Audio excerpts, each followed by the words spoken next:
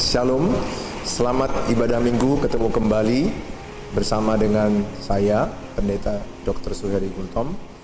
Saya hari ini mau membagikan kepada kita tema membangun manusia rohani. Di saat-saat seperti ini kita banyak berdiam diri di rumah. Saat seperti ini sangat penting, yang perlu kita kuatkan, perlu kita bangun adalah kekuatan manusia rohani kita.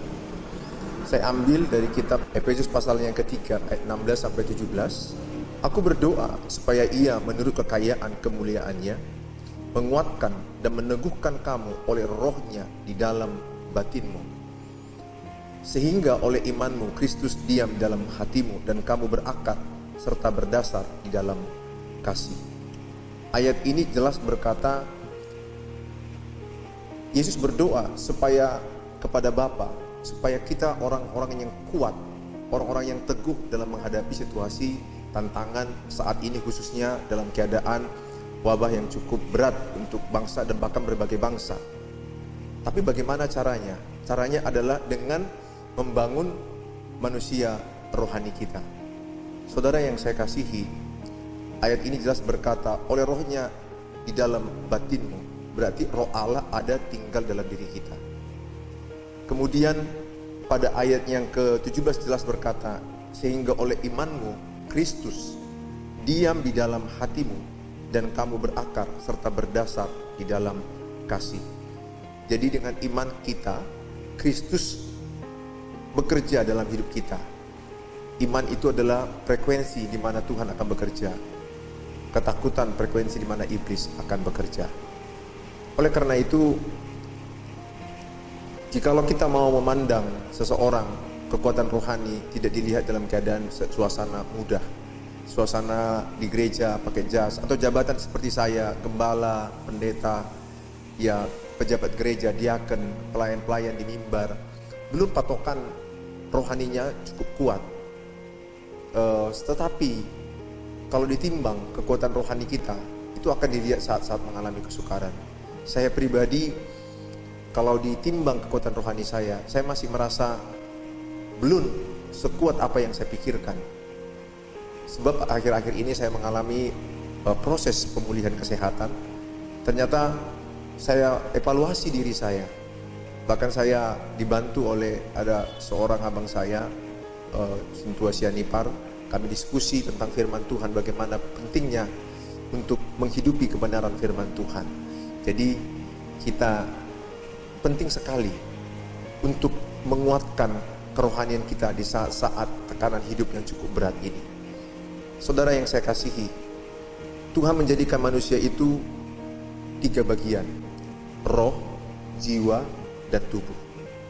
1 Tesalonika pasal 5 ayat 23, sebab Allah damai sejahtera menguduskan kamu seluruhnya, dan semoga roh, jiwa, dan tubuhmu terpelihara sempurna dengan tak bercacat pada kedatangan Yesus Kristus Tuhan kita. Ayat ini jelas berkata bahwa Tuhan menjadikan manusia itu 3 bagian. Ada roh sebagai kepala, sumber, jiwa, tubuh.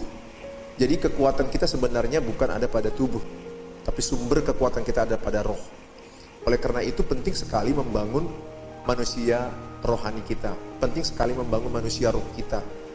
Saya akan ajak kita supaya kita orang-orang yang saat banyak di rumah berdiam, justru kita lebih banyak baca Alkitab, berdoa, bersekutu dengan Tuhan. Atau punya teman, seperti saya tadi, saya punya teman, saya telepon, saya datangi ke rumahnya, kami bicara dengan Abang Sianipar untuk saling menguatkan. Dan banyak hal yang ternyata saya mengalami penguatan kembali.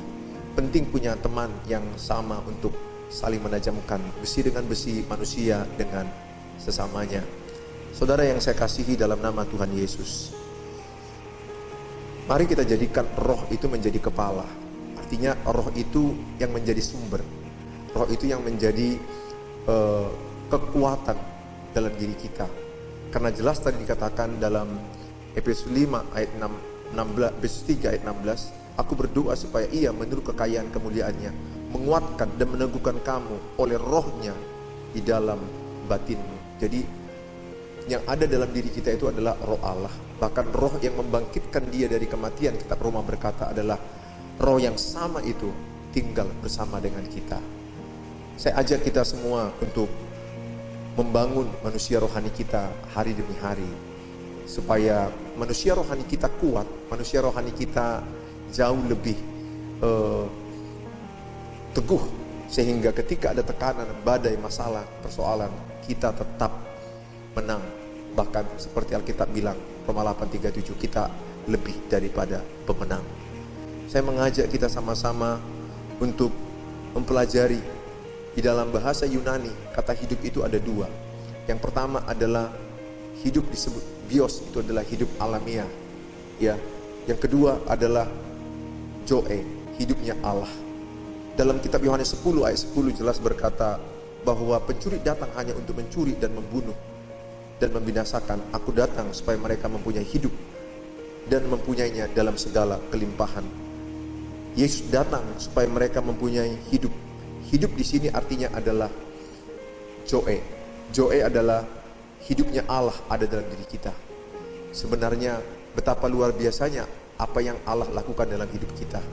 Masih ingat dalam kitab Kejadian pasal 2 itu ke-7 bahwa manusia ketika dibuat dari debu tanah, Adam belum hidup walaupun lengkap, tapi setelah ditembuskan roh yang dari Allah, maka manusia itu hidup. Artinya menghidupkan manusia itu adalah roh itu sendiri.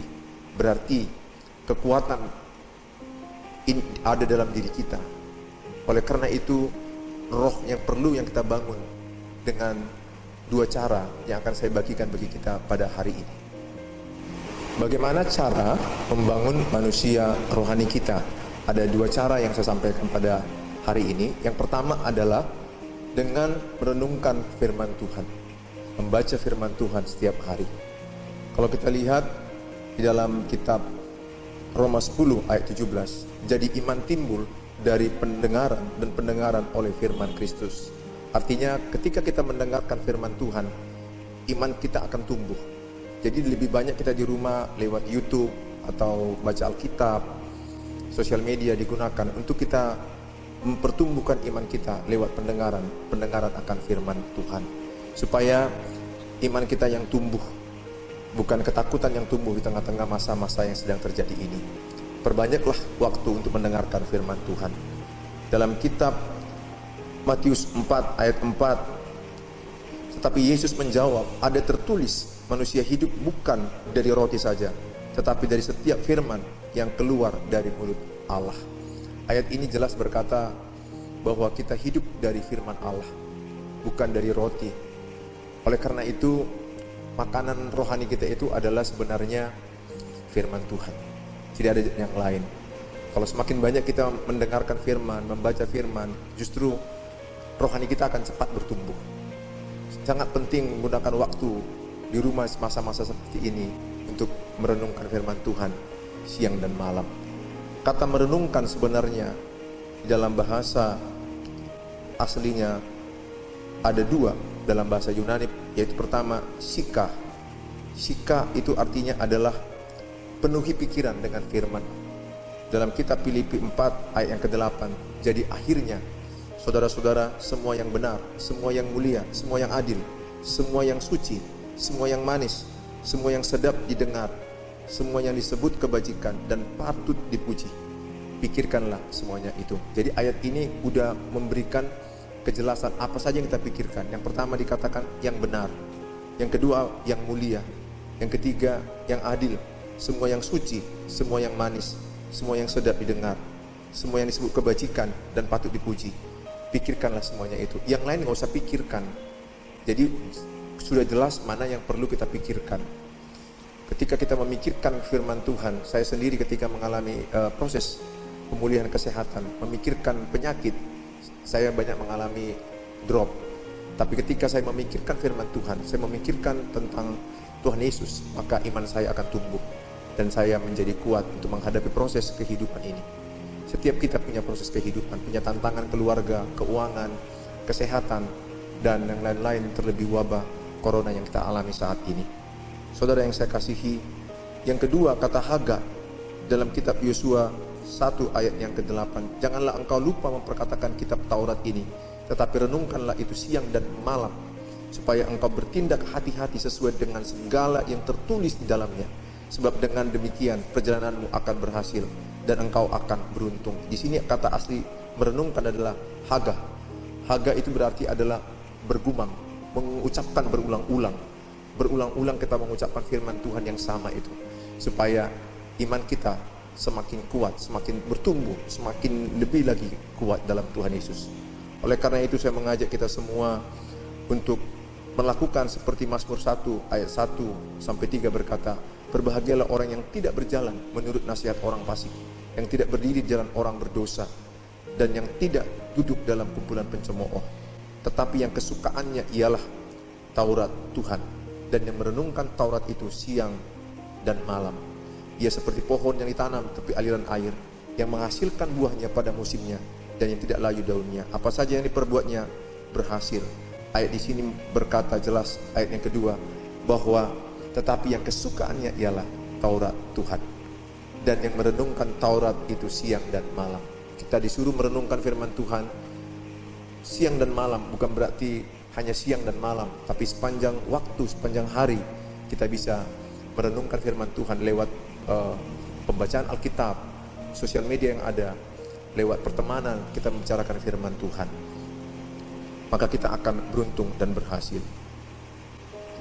Yang kedua adalah bagaimana cara rohani kita bertumbuh, membangun manusia rohani kita. Yang kedua adalah dengan doa. Doa itu adalah napas kehidupan kita. 1 Tesalonika 5 ayat yang ke-17 jelas berkata, tetaplah berdoa. Ayat ini mengajak kita supaya tetap berdoa, terus menerus berdoa, jangan berhenti berdoa, karena doa adalah napas. Bayangkan kalau kita nggak bernapas, berarti kita mati. Berarti kalau kita nggak berdoa, maka rohani kita akan mati.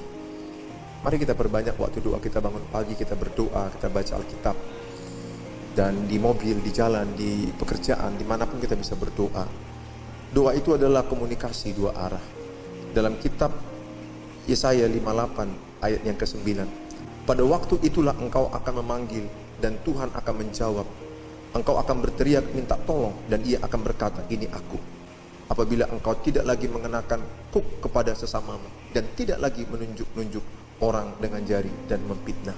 Ayat ini berkata pada waktu engkau memanggil, Tuhan menjawab. Berarti ada dua arah. Kita bicara, Tuhan mendengar, dan Tuhan juga bisa bicara kepada kita lewat Alkitab, firman Tuhan yang sudah menjadi suara Tuhan dalam hidup kita. Ayat-ayat itulah yang menjadi suara Tuhan di hati kita. Dia bisa berbicara ayat demi ayat yang menguatkan kita. Itulah suara Tuhan untuk kita tanamkan di dalam hati kita.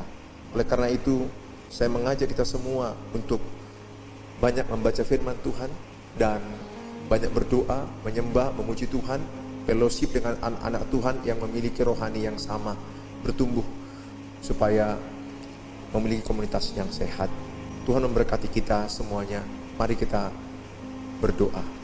Bapa di sorga, dalam nama Tuhan Yesus, semua jemaat-Mu yang mendengarkan tayangan video ini, biarlah kiranya mereka mendengarkan firman yang menguatkan mereka bahwa penting sekali membangun manusia rohani. Tengah-tengah situasi bangsa, negara, atau pribadi, keluarga, pekerjaan yang cukup berat, setiap kami mengambil waktu banyak bersekutu dengan Tuhan, mengambil waktu banyak berdoa dengan Tuhan. Dan kami percaya kalau kami banyak baca firman Tuhan, banyak berdoa, kami semakin dikuatkan rohani kami, diteguhkan rohani kami, sehingga kami tampil menjadi pemenang, bahkan lebih daripada pemenang. Terima kasih Tuhan bahwa Kau berikan kekuatan lewat roh-Mu yang tinggal dalam diri kami. Roh-Mu yang luar biasa itu, roh yang membangkitkan Engkau dari kematian, roh yang sama itu ada pada kami. Ampunkan kami Tuhan, kami manusia yang berdosa, ampuni kami kesalahan kami, kekurangan kami. Biarlah kiranya pengampunan Tuhan turun atas kami, sehingga kami tidak hanya memperkatakan firman, tapi kami melakukan firman Tuhan.